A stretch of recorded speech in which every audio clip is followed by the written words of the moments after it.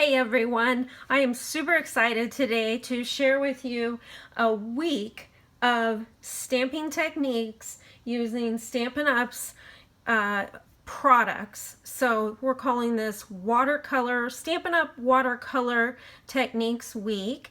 And today I'm going to be showing you the technique of plastic wrap stamping. It is a beautiful technique. All these leaves, I got the coloring from doing this technique. And then on this card, you can see my beautiful reindeer here. This background is created by the same technique.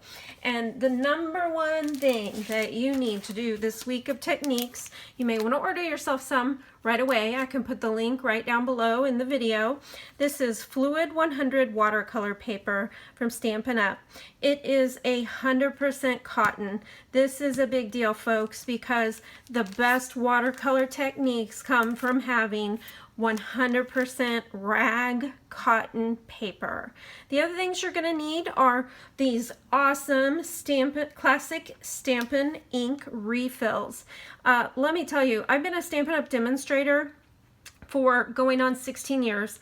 These things last forever. I have my old olive here and I have not used up the guy, and I've done a lot of techniques. It sounds like it's not very much. It's $3.75 for 0.5 fluid ounces. So it's pretty good sized little bottle, but just trust me, you need that, and you're gonna want it just one thing for refilling your ink pads. The other thing you need is plastic wrap. So our plastic wrap today is gonna give us the technique, and then just a sneak peek at what we're gonna be doing all week. I have a whole sheet here of watercolor techniques that I'm gonna be doing.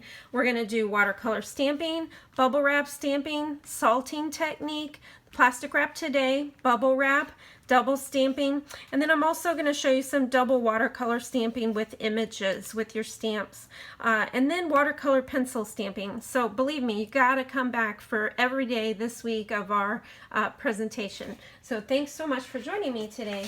The other thing or tip I would give you is you may want to get yourself a piece of plastic or a tub lid. I like to use black because it doesn't matter if it gets stained or anything. So that's what I'm going to use here today. You'll probably want some, what do you call it?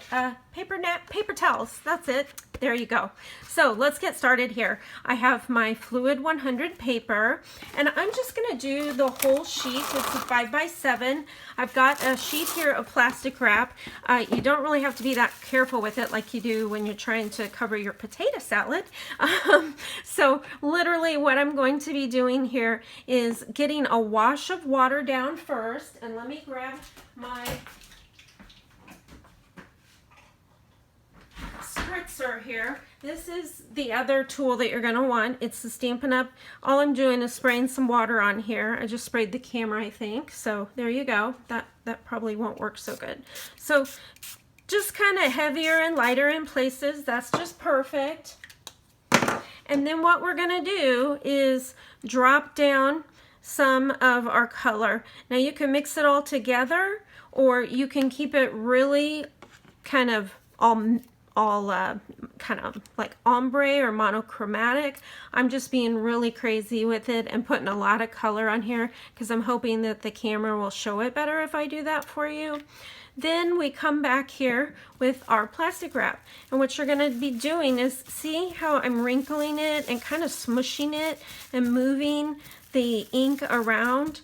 I'm actually going to add in some more water. Just gonna literally spray it underneath here so it can really get those colors to run and lighten up a bit so you can see the technique better. See, I'm just being crazy and just taking it and smushing it around.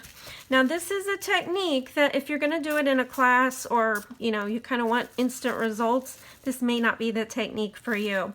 This one is one that you really need it to dry overnight. Now you can kind of cheat and you can do your heat glue or your heat gun, but it won't give you the same look.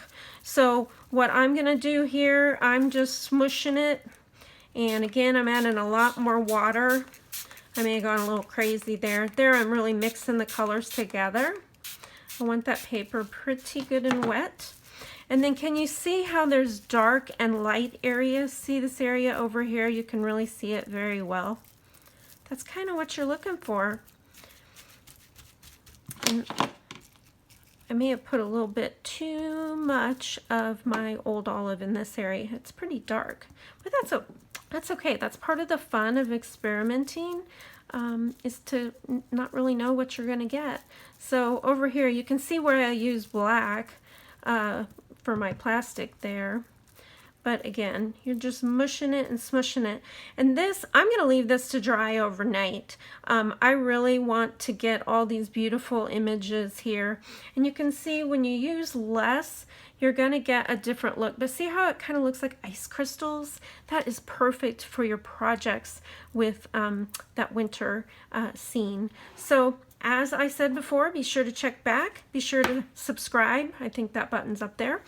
This is Diana with Stampin' Moon, and I hope this has been a fun technique for you to learn today. You're going to want to let this dry overnight. Then you'll peel back the plastic wrap, and the magic of video, you can see here what you're going to get is this beautiful kind of ice crystal look. And then I went in and stamped on it. So happy stamping, happy watercoloring with Stampin' Up, and I hope you have a great day. Thank you. This is Diana with Stampin' Moon.